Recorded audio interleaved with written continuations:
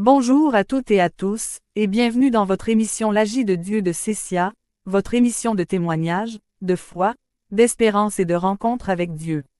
Aujourd'hui, nous recevons une maman qui vient nous raconter une histoire profondément humaine. Une histoire qui touche beaucoup de femmes, parce qu'elle parle de maternité, de couple, de pression familiale, mais aussi de ces paroles que l'on prononce parfois sans mesurer les blessures qu'elles peuvent laisser dans le cœur. Bienvenue à vous, Maman Juliette. Merci beaucoup Cécia. Merci de m'avoir invitée. C'est un plaisir pour moi d'être ici, même si ce que je vais raconter n'est pas facile. Prenez votre temps. Nous sommes là pour vous écouter. Alors, maman, racontez-nous votre histoire depuis le début. Je suis mariée depuis plusieurs années. Quand je me suis mariée, j'étais très heureuse. Comme beaucoup de femmes, je rêvais d'avoir des enfants, de construire une famille avec mon mari, d'avoir une maison pleine de vie. Après quelque temps de mariage, je suis tombée enceinte, j'étais tellement heureuse. Quand j'ai accouché, j'ai eu une fille, pour moi, c'était un cadeau de Dieu. J'étais heureuse. Mon mari aussi, au début, était content. Mais très rapidement, j'ai commencé à entendre certaines paroles. Il disait, ce n'est pas grave. La prochaine fois, ce sera un garçon. Je ne pensais pas que ces paroles allaient devenir un jour une source de souffrance. Donc votre premier enfant était une fille. Oui, une fille, et quelques années après, je suis encore tombée enceinte. Cette fois encore, j'espérais simplement que l'enfant soit en bonne santé, et quand j'ai accouché, c'était encore une fille. Là, mon mari a commencé à changer. Il disait, encore une fille. Au début, je pensais qu'il plaisantait, mais petit à petit, j'ai compris qu'il était vraiment déçu. Et vous, comment avez-vous vécu cette réaction? Très mal, parce que moi, je venais de donner naissance. J'étais fatiguée, mais j'étais heureuse d'avoir un enfant en bonne santé, et au lieu d'entendre « Merci à Dieu, notre enfant est en bonne santé », j'entendais « Encore une fille ». Ça me faisait mal, je me demandais même parfois « Est-ce que j'ai fait quelque chose de mal ?» Et pourtant, vous n'aviez rien fait de mal. Non, mais quand une personne vous répète constamment les mêmes paroles, vous finissez par les croire. Mon mari disait qu'il voulait absolument un garçon parce qu'il voulait que son nom continue. Il disait, qui va porter mon nom? Qui va perpétuer ma famille? Je ne veux pas avoir seulement des filles. Et moi, j'étais là, silencieuse. Je ne savais même plus quoi répondre. Et vous avez eu votre troisième enfant? Oui, je suis encore tombée enceinte. Cette fois, j'avais peur. Je priais beaucoup. Je demandais simplement à Dieu, Seigneur, donne-moi un enfant en bonne santé. Mais dans ma tête, j'avais aussi cette pression, il faut que ce soit un garçon. Parce que je savais ce que mon mari allait dire si c'était encore une fille, et finalement, j'ai accouché, c'était une troisième fille. 3 filles. Oui, 3 filles, et moi, je les regardais et je pleurais, pas parce que je ne les aimais pas, au contraire, je les aimais énormément, mais je pleurais parce que je savais ce qui allait m'attendre à la maison. Qu'est-ce qui s'est passé lorsque votre mari a appris que c'était encore une fille? Il était très déçu. Il m'a dit des choses qui m'ont profondément blessée. Il m'a demandé, pourquoi tu ne peux pas me donner un garçon? Cette phrase, je ne l'oublierai jamais, parce que dans ma tête, je me suis demandé, mais est-ce moi qui choisis le sexe de l'enfant? Je venais de souffrir pour mettre cet enfant au monde, et au lieu de voir ma souffrance, il ne voyait que le fait que c'était encore une fille. Est-ce qu'il vous a humilié à cause de cela? Oui, et pas seulement une fois, parfois devant certaines personnes. Il disait, ma femme ne fait que des filles. Elle ne peut même pas me donner un garçon. Ces paroles me faisaient honte. Je souriais devant les gens pour cacher ma douleur, mais une fois seule, je pleurais. Je me demandais, est-ce que mon mari m'aime encore? Et vos 3 filles, comment vivaient-elles cette situation? Elles étaient petites, mais les enfants comprennent beaucoup de choses. Quand leur père disait qu'il voulait un garçon, elles entendaient.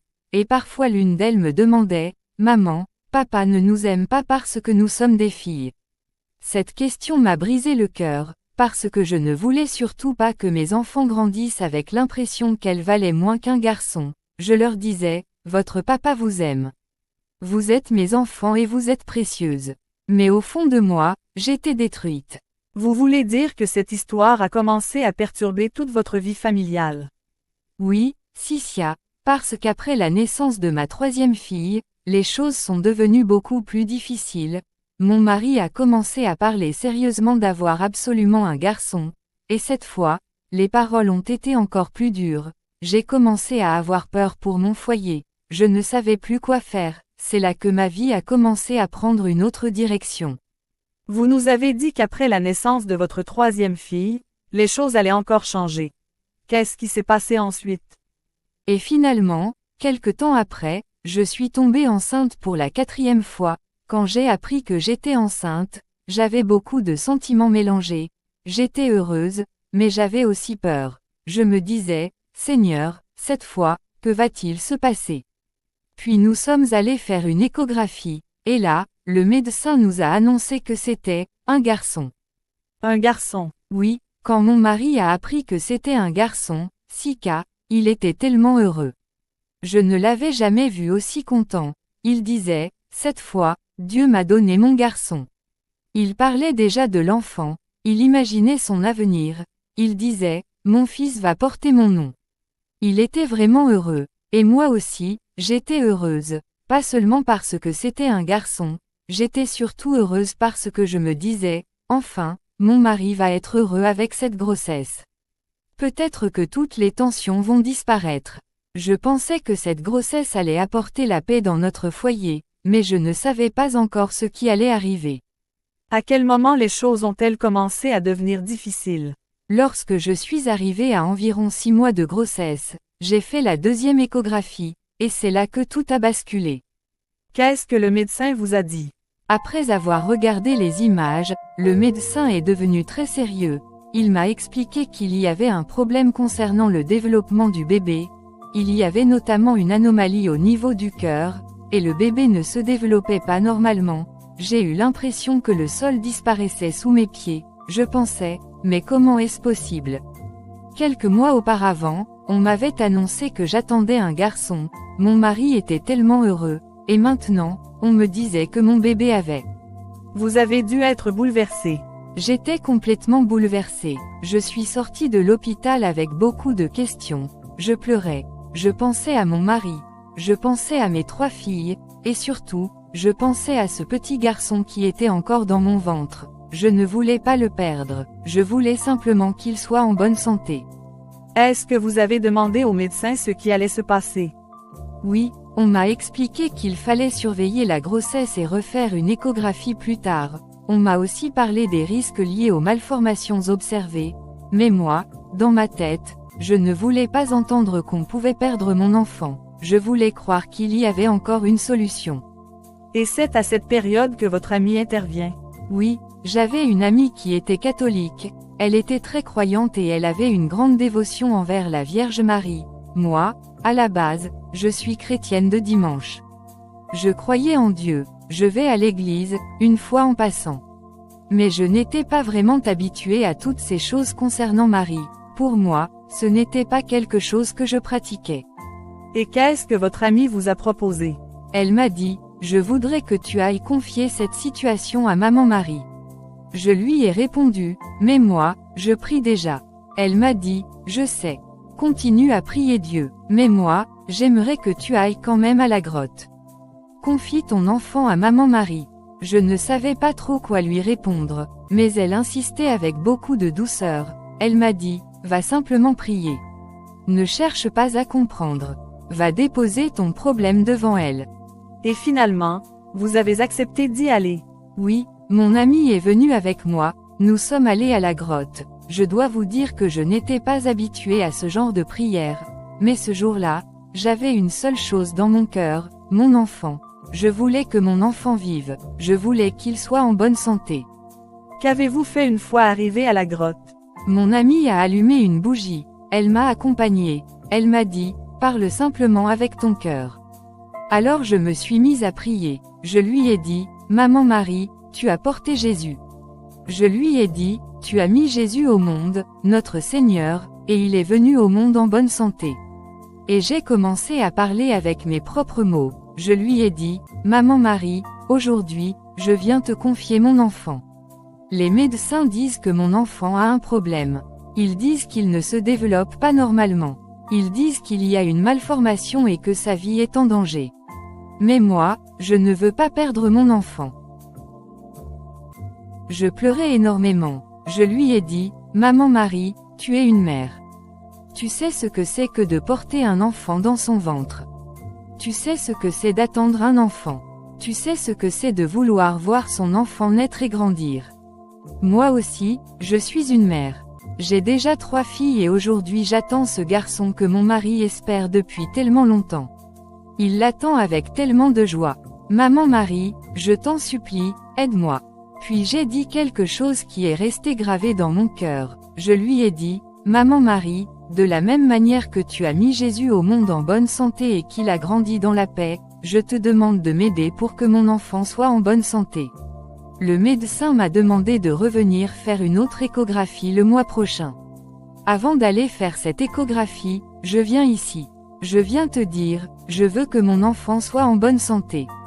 Je ne demande pas seulement que l'échographie change. Je demande que mon enfant soit réellement en bonne santé. Maman Marie, aide-moi s'il te plaît. Et votre amie était toujours avec vous?